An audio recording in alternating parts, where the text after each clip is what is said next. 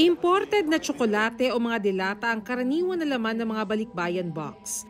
Pero ang mga kahon sa shipment sa Manila International Container Port sa Maynila mula California noong Hunyo agad hinarang. Dinaan muna yun sa x-ray. Then pagdaan ng x-ray, tsaka natin inisa-isa yung may K9 dog units na rin, K9 unit na rin tayo na umalalay sa ating mga kasamahan upang maingat na tingnan yung laman naman ng x-ray. Nagkaroon ng kakaibang reaksyon yung ating K9. May reaksyon sila na pabalik-balik.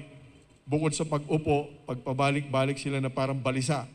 Yan ay indikasyon na meron silang suspetsya na drugs. Sa 4 sa 700 kahon sa shipment, tumambad ang mahigit 110 kilos ng hinihinalang methamphetamine hydrochloride o shabu na nagkakahalaga ng halos 750 million pesos. Idineklara raw ang mga ito bilang personal effects tulad ng pagkain. Nabisto ito ng Bureau of Customs sa tulong ng intelligence report. Iti-turn over ang mga nakumpiskang kontrabando sa Philippine Drug Enforcement Agency o PDEA habang patuloy ang investigasyon. Maaaring maharap ang mga sangkot sa kasong pagdabag sa Section 118 o Prohibited Importation and Exportation ng Customs Modernization and Tariff Act at paglabag sa Comprehensive Dangerous Drugs Act. Sinubukan ng GMA Integrated News na makuha ang panig ng deconsolidator pero wala pa silang sagot. Siniguro naman ng BOC na agad ire-release ang mga balikbayan box na walang kontrabando.